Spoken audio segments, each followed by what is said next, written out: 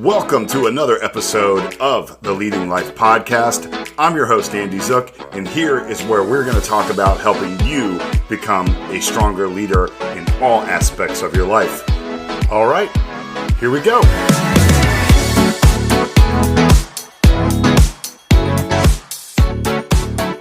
Right now, on today's episode, we're going to talk about how to build an exceptional environment to grow exceptional people. Welcome to the Leading Life Podcast, where we talk about what it takes to grow, lead, and live with purpose. I'm your host, Andy Zook, and each episode here is designed to give you simple, real-world tools to help you show up as your best self in work and in life. Because when you lead yourself well, you inspire others to do the same. And I want to give you the tools to help you be stronger at leading, the psychology behind it, and give you the leadership edge to be even more effective at whatever you do. You know, I started this podcast because I truly care about the people that work on our teams and the leaders who lead them.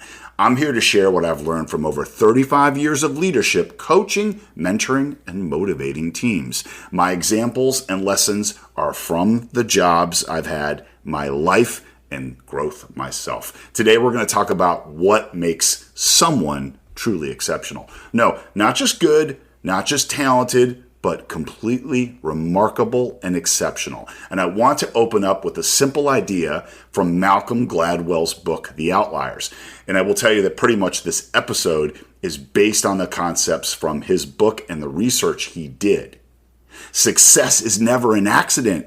It's never a solo act, because behind every incredible achievement, whether it's an artist, it's an athlete, a leader, or a team, there's a story we don't always see. And that story is one filled with timing, culture, opportunity, deep practice, and people who open doors. So today, we're diving into the outliers and breaking down what it really takes to become extraordinary, and more importantly, how you as a leader can help bring that greatness out of your people that you serve. Success leaves clues. And Gladwell's core message is exceptional people are not exceptional because they're different from us. They're exceptional because of a mix of factors that most of us never really think about. It could be their environment. It could be the opportunities they were given. It could be their culture and upbringing. It could be their access to mentors, their willingness to practice relentlessly. That's a big part of this today. Greatness leaves a trail, and if you learn to see it, you can build it. And so what I want you to focus on here is what you can control as a leader. So let's start with the first thing, which is deep practice. And that's the 10,000 hour rule. Gladwell looked at people like the Beatles, Bill Gates, some of our top athletes, and he realized something simple. They didn't just practice, they immersed themselves in it. For instance, the Beatles played grueling 8-hour sets in Hamburg, Germany before they really took off. Every hour, every late night session, every repetition shapes mastery. And the brain builds mastery through a process called myelination. And myelination is the process where your brain wraps a fatty coating called myelin around neural pathways. Think of it like adding insulation around electrical wires, or paving a dirt path into a smooth highway, or upgrading dial-up to high-speed internet. The more myelin, the faster, the smoother, the more efficient brain gets signals. So every focused repetition wraps your neural pathways in insulation, like putting better wiring around a cable, as we said. The more you practice, the stronger, the faster the signal becomes. Deep practice literally changes the brain. And if you want your people to grow, you must create an environment where practice is encouraged, repetition is valued, failure is safe, and progress is visible. Remember, repetition wires identity because repetition myelinates the neural circuits that define who you become. And here's exactly what's happening. You do 1 repetition, the pathway lights up. You do 10 repetition, the brain says, okay, this is important. Then you do 100 repetitions, myelin starts wrapping. And then 1,000 repetitions, the action becomes part of you. This is why consistency beats intensity. Your brain literally builds the wiring for the behaviors you practiced most. Great teams aren't made in the spotlight. They're made in reps that no one sees. Kobe Bryant had a 4 a.m. workout every day. Kobe wasn't just talented, he was obsessively consistent. Teammates would show up at the gym at 7 a.m.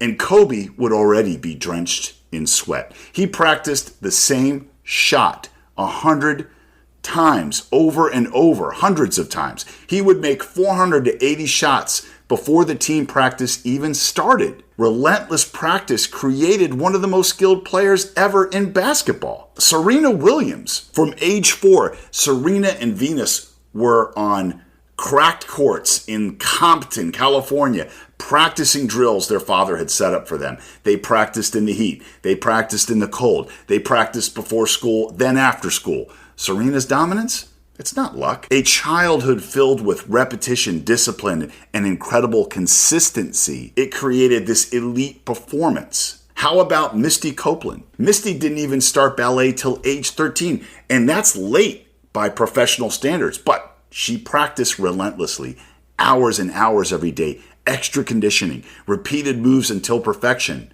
and then training after school, even after the facility had closed. Her practice ethic rewrote her destiny, and she became the first African-American principal ballerina in the American Ballet Theater's 75-year history. Remember, the lesson here is it's never too late when reps are deep, consistent, and intentional. And I think a lot of the best leaders I know got to be exceptional through practice, just pure practice. They've devoted all their time to being the best leader they could be. They sought out mentorship. They read books over and over. They asked for feedback. They worked alongside other leaders that were exceptional, and they put time into practice. I remember sometimes myself, I would have to deal with a challenging situation at work, and I would literally sit down and journal through it. Like, I would just grab a piece of paper. I don't even think I had a journal then. And I would just write how I was going to handle the situation, how the scenarios could go, and what I could say. And I wrote it over and over. So then when I had to handle a difficult situation, I was prepped. Let's now talk about the power of opportunity. Next, Malcom Gladwelland in the book reminds us that outliers succeed because someone or something opened a door at the right moment. People are born in the right year. People are exposed to the right tools around them. People are given mentors who nudge them forward. But most importantly, they are placed in environments that ignite their passion. So talent is wasted without opportunity. Remember that. So we as leaders, we're the architects of opportunity. And maybe it's just giving someone their first big project, letting someone shadow you, promoting someone who's ready before they even see it in themselves, and then offering encouragement along the way instead of criticism. Remember, you're not just giving a task, you're giving a track for their 10,000 hours, a lane where they can accumulate the reps, confidence, and build their identity. This is exactly what Gladwell is pointing to in the Outliers. Exceptional people aren't born. They're developed by repeated chances to stretch. And the leadership truth about this, guys, that most of us miss: if you never open doors for your people, they never get to become outliers. But if you do open doors, they may surpass even their own expectations. Remember, your job isn't to wait for talent to reveal itself. Your job is to spark it, shape it, and multiply it. So when you look at your team, ask yourself, who could become extraordinary with just one opportunity from me this week? That's the heart of the Outliers. Success grows wherever leaders create the conditions for it. And so for those who haven't heard the story on my podcast before, I got my first big role in our home office in customer experience. And I was like super excited to be part of it, but I was also terrified. And I remember I wasn't doing well at all. The first couple months, I was completely lost. And I didn't know what direction to go in. I didn't understand the projects. And I was about to give up. And then someone above me opened a door. Someone above me gave me a project that changed my life. I jumped in. I got my first real work and practice. And that project opened up a world of possibility for me. And everything just completely took off from there. Was it perfect? No. Did I nail it 100% with perfection? No. But it was the practice I needed. And then the next project was better. And then the next project was better from there.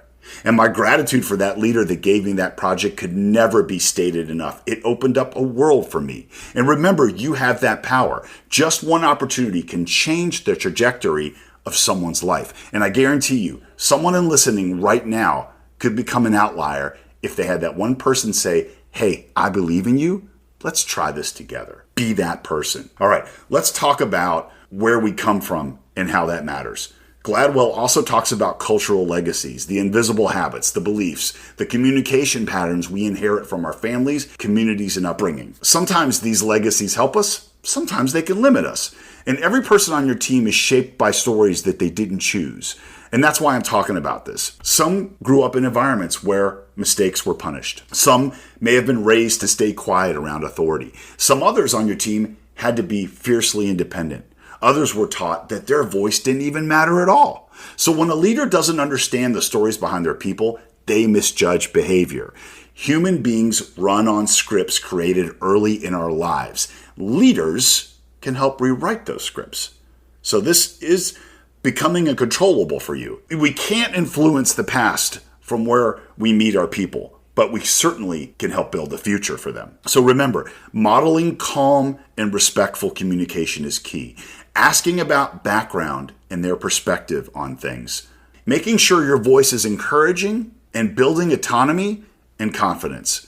And lastly, replacing fear with psychological safety.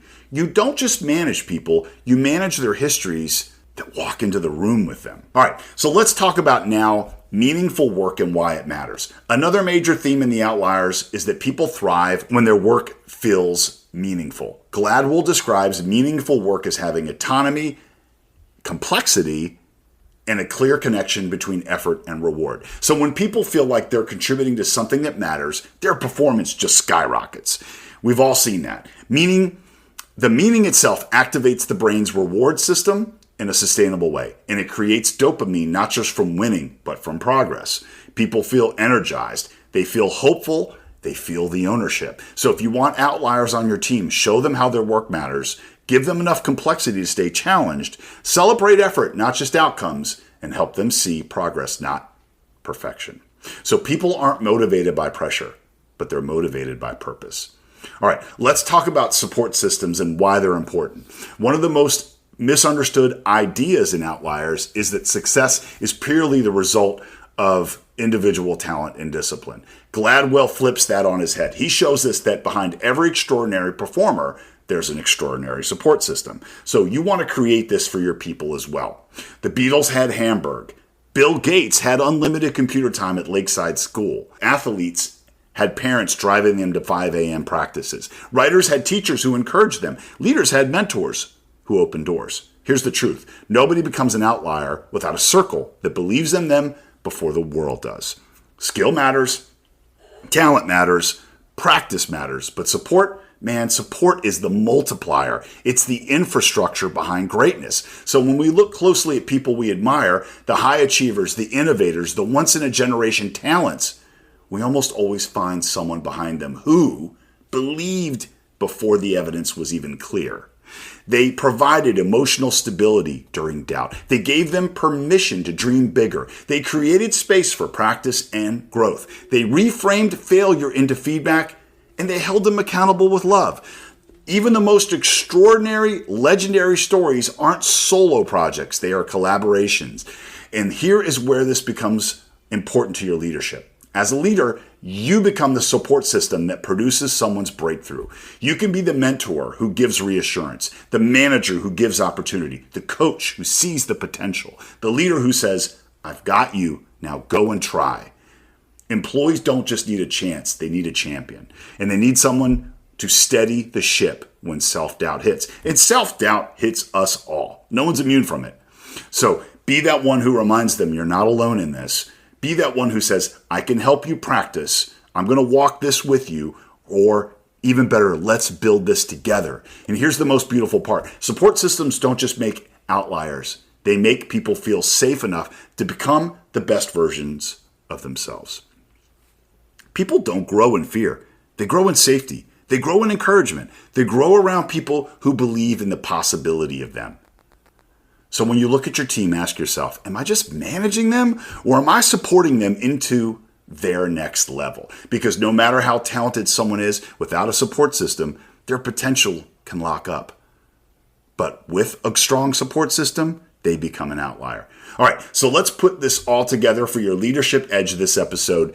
Let's take Gladwell's lessons and apply them right now. Number one, identify hidden potential. Ask yourself, who on my team is capable of more than they realize? Spot it, speak it, and support it. Number two, build a culture of repetition. Give people room to practice, let them make mistakes without fear, and normalize learning instead of perfection. Number three, understand people's stories. Don't assume, learn. Ask questions, understand the shaping forces in their life. Number four, create opportunities. Give stretch assignments, open the doors, offer exposure. Let someone grow through real responsibility. Number five, make work meaningful. Tie tasks to purpose, show impact, highlight the progress, and give people a reason to care that goes beyond just a paycheck. This is how outliers are created. And then number six, help put together a strong support system.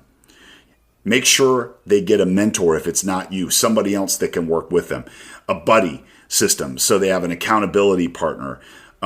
Strong support system is crucial. And here's your call to arms for this episode. This week, I want you to choose one person on your team, just one, and do something that nudges them closer to the greatness they can be. Give them a challenge. Give them trust. Give them an opportunity. Give them a big dose of belief, because outliers are not born. They're shaped by environment, by direction, by consistency, and yes, most importantly, by our leadership. Be the leader who turns ordinary moments into extraordinary futures. If Malcom Gladwell teaches us anything, it's this: greatness is a partnership, success is a story, leadership is the catalyst. All right, so that is my episode. I hope this impacted you for the better. Please leave me a rating or review if you liked what you heard, and please hit subscribe so you don't miss another episode of the Leading Life Podcast. If this episode inspired you, share it with a leader who needs to hear it. Share it with a friend, family member, coworker, anybody. And remember, the world gets better when leaders get better. I want you to lead on, lead strong, be awesome you, but most importantly, go out and be the hero of somebody's story today. And if you can't be the hero of somebody else's story, be the hero of your story and be an outlier. Until next time, lead with purpose, live with intention, and keep on becoming who you were meant to be. All right? Talk soon. Bye.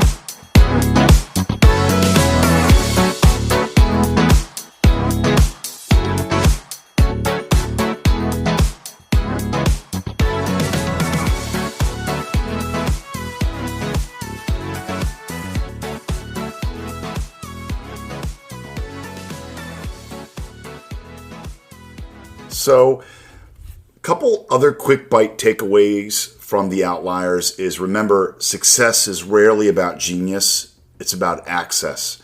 The right environment plus the right timing and the right opportunities will equal exponential growth.